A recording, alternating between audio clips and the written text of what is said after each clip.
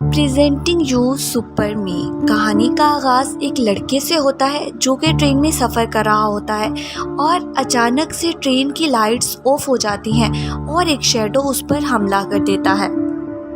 वो शैडो उसका सर ज़ोर से ज़मीन पर पटकता है और फिर अगले ही लम्हे उसकी आंख खुल जाती है और पता चलता है कि ये उसका ख्वाब था।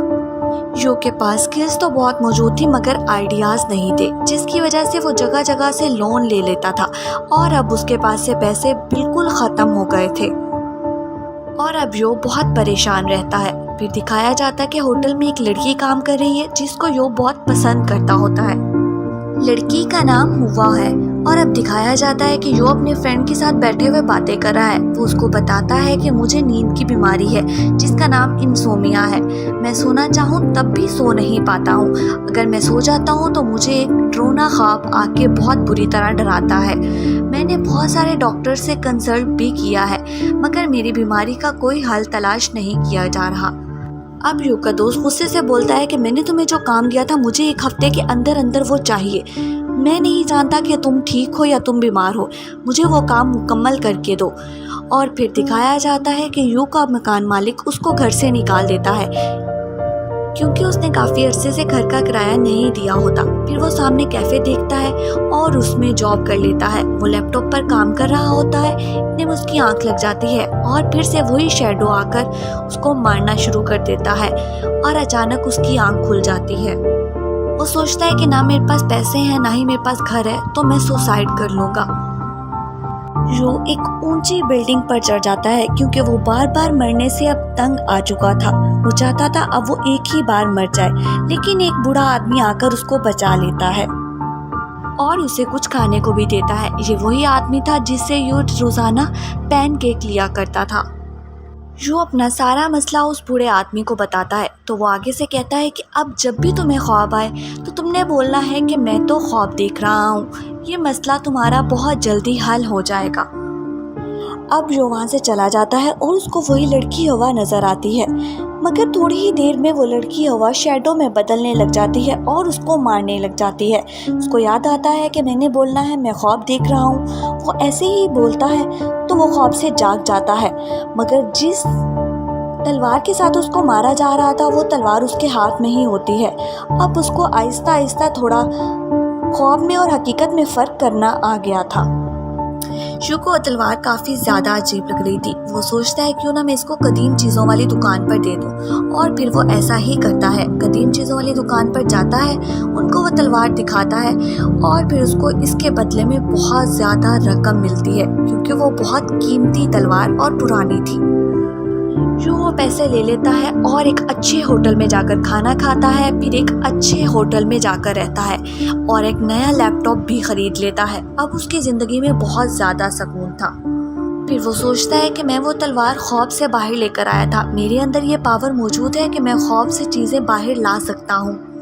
जो बहुत ज़्यादा खुश होता है क्योंकि वो जानता है कि अब वो जो भी चाहेगा ख्वाब से बाहर ले आएगा और वो खुशी खुशी दोबारा रात को सोने की तैयारी करता है ताकि कोई और नई चीज़ वो ख्वाब से बाहर लेकर आए और उसके हालात इसी तरह मज़ीद बदल जाएं। अब जब वो ख्वाब में जाता है तो वही शैडो आकर उसे एक कुल्हाड़ी के साथ हमला करता है। जब उसकी आँख खुलती है तो वो देखता है कि वो कुल्हाड़ी उसके पास मौजूद है। वो दोबारा कदीम चीज़ों वाली दुकान पर जाता है और उसको बहुत ज़्यादा रकम मिलती है। अब की बार उसे इतनी रकम मिलती है कि वो देखकर हैरान रह जाता है। वो बहुत ज़्यादा खुश हो जाता है। यू को लगता है कि उसके ख्वाब उसकी कमज़ोरी नहीं बल्कि उसकी ताकत है। वो एक बहुत अच्छी बुक ख़रीदता है और उसमें एक बहुत अच्छे म्यूज़ियम की तस्वीरों को देखने लग जाता है ताकि उसके ख्वाब में वो आए और वहाँ से वो कोई चीज़ लेकर फिर बेचने के लिए जाएगा। और जब वो सो जाता है तो ऐसा ही होता है, उसके ख्वाब में वही म्यूज़ियम आ जाता है मगर शैडो भी उसके पीछे पीछे होता है और वो शैडो उसको मार देता है। यू की आंख खुलती है तो वो मेडिसिन लेकर दोबारा फिर सोने की तैयारी करता है।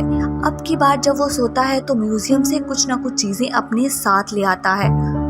एंटीक शॉप पर जब वो बेचने के लिए जाता है तो वो सीईओ बहुत हैरान होता है और पूछने की कोशिश करता है कि यू ऐसी चीज़ें कहाँ से लाता है, मगर यू उसकी बात का जवाब नहीं देता और वो वहाँ से बाहर आ जाता है। बाहर यू का वही पुराना दोस्त उसको मिलता है। वो यू से पूछता है कि तुम इतने अमीर कैसे हो गए, कुछ तो मुझे भी बताओ, मगर यू उसकी बात का जवाब तक नहीं देता। दिखाया जाता है कि हवा वो कैफ़े बेच रही है क्योंकि उसको पैसों की ज़रूरत थी, मगर यू उसको पैसे देता है और उसका वो रेस्टोरेंट ख़रीद लेता है। यू अब काफ़ी ज़्यादा अमीर हो गया था, वो महंगे महंगे कपड़े पहना करता था और उसकी पर्सनैलिटी में बहुत ज़्यादा फ़र्क आ गया था। अब वो पहले से बहुत ज़्यादा अच्छा और बेहतर लगा करता था। यू बैठे बैठे देखता है कि वही बूढ़ा आदमी अपनी शॉप पर खड़ा होता है जिससे वो पहन के ख़रीदा करता था। यू चुपके से वहाँ पर पैसों से भरा हुआ बैग वहाँ पर रख देता है। अब यू बार बार ख्वाब में जाता, महंगी महंगी चीज़ें लाता और उनको बेचकर बहुत ज़्यादा अमीर हो गया था। अब यू एक मिलीनियर बन गया था।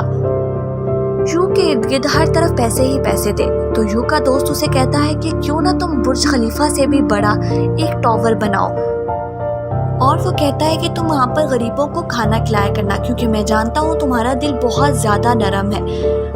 तो यू को लगता है कि ये आइडिया बहुत बेहतर है और वो यही बनाने का सोचता है। जब वो ख्वाब में जाता है तो उसे एक सोने की बेल्ट नज़र आती है। जब वो उसको उतारने लगता है तो उसका हाथ जलने लग जाता है, मगर वो कोशिश करके वो बेल्ट उतार ही लेता है। जब वो बेल्ट उतार रहा होता है तो वो मुजस्मा उसके सीने पर 2 निशान बना देता है, मगर यू वो बेल्ट उतार ही लेता है। अब जब वो घर आ जाता है तो कोई चीज़ उसकी उसी जगह पर आकर लगती है जहाँ पर उसके उस मुजस्मे ने निशान बनाए थे। यू को ख्वाब आता है कि उसने वो टावर बना दिया है। अब जब वो उसकी छत पर जाता है तो वो मुजस्मा वहीं पर मौजूद होता है जिसका उसने आज तक फेस नहीं देखा था। अब वो उसका फेस देखता है तो वो सेम उसी जैसा होता है।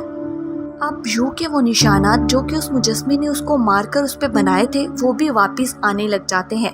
यू एक दिन बाजार में जा रहा होता है तो अचानक से कुछ गैंगस्टर आते हैं और उसको पकड़ लेते हैं। उसको पकड़कर गाड़ी में डालकर ले जाया जाता है और उससे डिमांड की जाती है कि $10 मिलियन उसको दिए जाएं। यू के कहने पर यू का दोस्त $10 मिलियन उनको दे देता है, मगर फिर वो लोग यू के साथ उसके घर पर ही आ जाते हैं। जब वो सब लोग यू के घर आ जाते हैं तो इतने में हवा भी वहाँ आती है, उसको भी किडनैप कर लिया जाता है।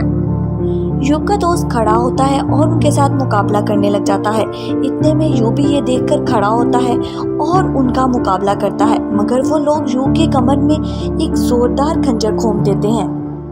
अब यू खड़ा होकर बाहर जाने की कोशिश कर ही रहा होता है कि गैंगस्टर का एक और आदमी आता है और यू की टांग में खंजर घोंप देता है। वो बहुत ज़्यादा ज़ख्मी हो जाता है। यू बहुत ज़्यादा ज़ख्मी होने की वजह से बेहोश हो जाता है और फिर से वो ख्वाबों की दुनिया में चला जाता है। वो उसका शैडो जो कि उसके ख्वाब में आया करता था, उसकी शक्ल उसी शैडो में बदल जाती है और वो देखता है कि वो शीशे के इस पार खड़ा हुआ है और हवा शीशे के उस पार खड़ी हुई है। वो बहुत कोशिश करता है कि वो शीशा तोड़ दे और हवा के पास चला जाए, मगर ऐसा नहीं हो पाता। फिर वही शैडो उसके अंदर आ जाता है और अब की बार वो कोशिश करके वो दीवार तोड़ देता है। वो आकर सब लोगों को मार देता है। गैंगस्टर के आदमी मरते मरते हवा को भी मार देते हैं। उसको पहले भी जख्मी थी और गोली लगने की वजह से वो मर जाती है और अब यो गैंगस्टर के सभी आदमियों को मार देता है। यो के मरते ही एंटीक शॉप से वो चीज़ें भी गायब हो जाती हैं। अब की बार यू की आँख खुलती है तो वो देखता है कि वो एक बहुत लंबे ख्वाब में था। वो सब कुछ सिर्फ एक ख्वाब था।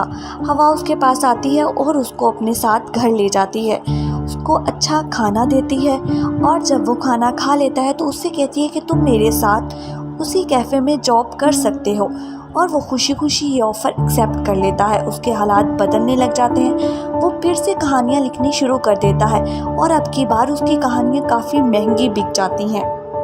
फिर यो उसी बूढ़े आदमी के पास जाता है और वो उसको उसका बैग लौटा देता है और कहता है कि ये बैग तुमने मुझे दिया था, ये पैसे तुम्हारे हैं, मैं तुम्हारी सारी जर्नी को जानता हूँ, मैंने भी ये सब पाने के लिए अपनी जान को खतरे में डाला था। यो फिर से हैरान हो जाता है कि अब असल ज़िंदगी कौन सी है और ख्वाब कौन सा है। अब आखिर में दिखाया जाता है कि यो उसी शॉप के बाहर खड़ा हुआ है और हवा भी उसके साथ मौजूद है, मगर वो शैडो भी उन पर नज़र रख रहा है। इसका मतलब था कि वो शैडो असल ज़िंदगी में भी मौजूद था और इन दोनों पर नज़र रखता था। इसके साथ ही इस कहानी का इख्तिताम होता है।